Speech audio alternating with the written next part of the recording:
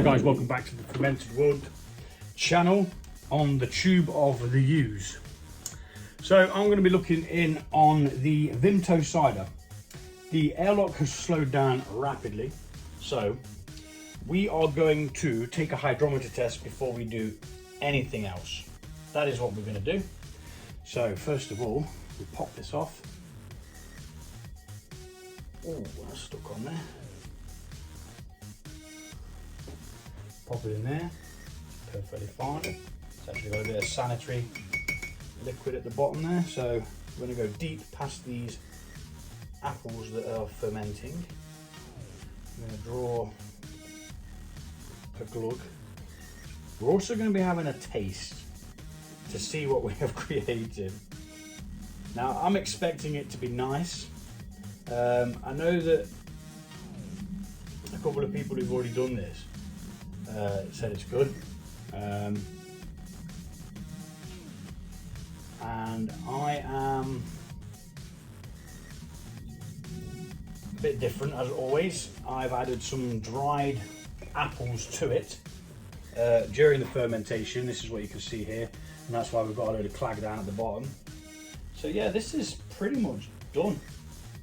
That's pretty damn dry.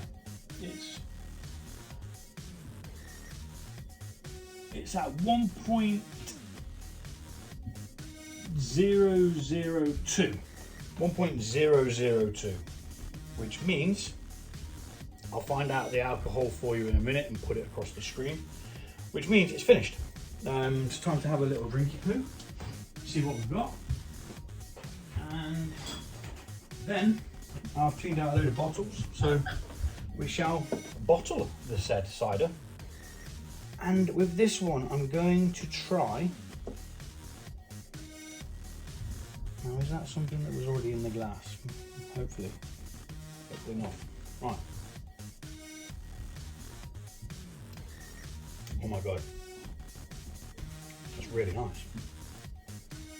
So I'm surprised, don't I? That is really nice, even though it's dry. So, Vimto does have sweeteners in, so they must be unfermentable.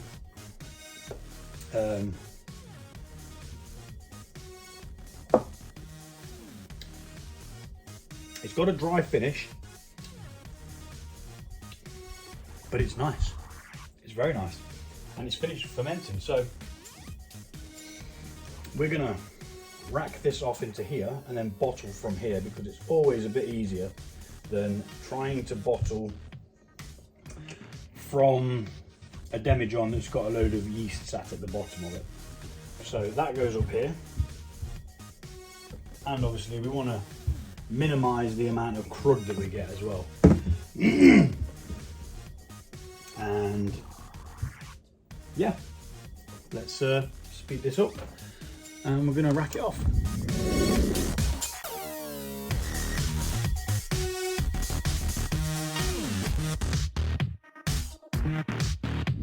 Okay, so that's it racked off the yeast and the apples. I have lost a fair bit of liquid, so I probably would recommend not putting the apples in. If I was to do this again, I probably wouldn't use the apples, but they needed to be used up, which is the main reason why they were in there. They were bought for the cider mead that I'd brewed, and I didn't use all of them. So yeah, that's why I banged them in. So now we're going to attach the bottle wand, and we're going to proceed to bottle. Now, the last cider I did with just apple juice bought from a store, it was flat. It didn't have any carbonation. So I think with this one, I can't remember whether I did prime it with a bit of brewing sugar, but I think with this one I'm going to prime it with sugar, simply because I think this would be better sparkling.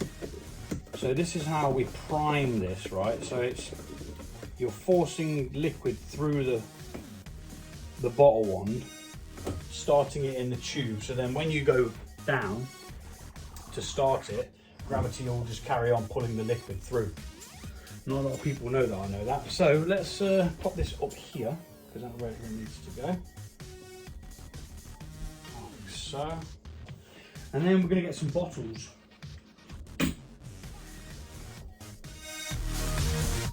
Bottles. Now we're going to bottle. So, use gravity.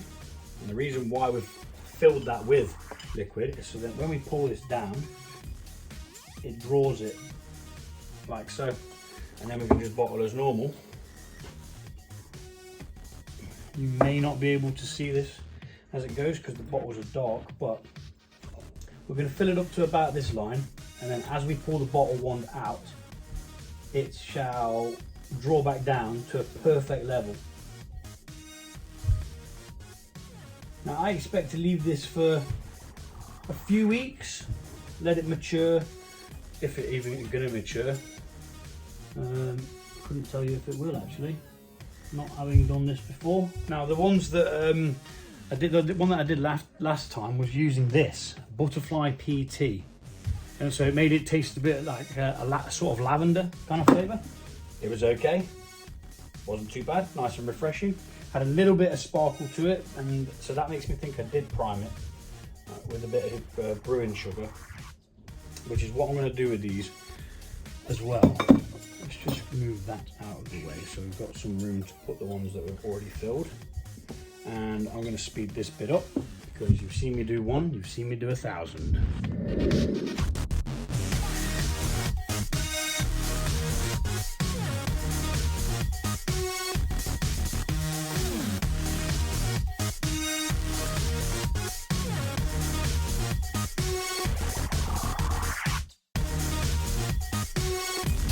Okay, so for the sake of the video, and some of you might not know what priming is, what you do is you add a little bit of sugar after the fermentation. Any active yeast that's in there starts consuming the sugar, then causing carbon dioxide to release, but instead of it being released out of the bottle, it's trapped in there, so it's forced into the liquid, causing a carbonation, which gives you your lovely bubbles.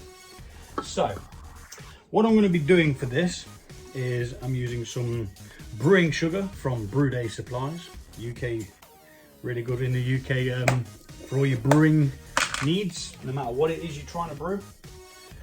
Anyway, there you go, Matt, enjoy. I'm going to be doing a bit of an experiment with this as well. It could get messy, which is why I'm doing it, so you don't have to. I normally do half a teaspoon to prime, but I'm going to do 3 of them with 1 teaspoon. In fact, no, I'm going to do 1 of them actually with 1 level teaspoon of brewing sugar to see what type of carbonation that gives it. And the rest I'm going to do with half. Now I can't find my half spoon, so I'm going to have to put 2 of these quarter in. And then you literally just tilt it upside down and back down, and that's the one with 1 in it. So we're going to make a mark on the lid with a pen that doesn't work on plastic. And we're going to write 1, so we know that there's 1 teaspoon of sugar in there. Then we're going to prime the rest of them with a half, as to not overdo it, and see what that gives us. It could very well be that it needed the 1. It could very well be that it didn't need the 1. And then we're just going to go across, putting 2 in each, and I'll speed it up because you've seen it. And there we have it. 1, 2, 3, 4, 5, 6, 7 bottles of Vimto cider. And there's still some in the thing there which I'm not going to be able to fill a bottle with, so I'm going to drink it. Simple as that. But yeah, there you go. That's your Vimto cider. Fermented, brewed, or whatever you want to call it. And then primed. Hopefully giving us some wonderful bubbles. And a nice refreshing drink. I'm going to leave it a week and try one, and then I might leave it another week, try another, and just see if it needs to be left any longer or what. Because sometimes when you brew a cider, sorry, it can take anything up to a year for the fermented apples to mellow out. Otherwise, it can taste very very sharp and very tangy and not very nice as well. So I've got a mate who brews cider from apples, and he'd wait a year before he even tries one. But yeah, we'll see what happens. I might wait a year with one, I might not. Yeah, 1, 2, 3, 4, 5, 6, 7. Bada bum, bada bing. See you soon. So yeah, what we do is now is after priming, we leave them in a warm place for the yeast to activate, start a mini colony, consume the sugar, and create those lovely bubbles. And I am going to drink this bit. Although it's got a couple of clumpies in, but that is literally just apple. Crikey, there's quite a bit in there.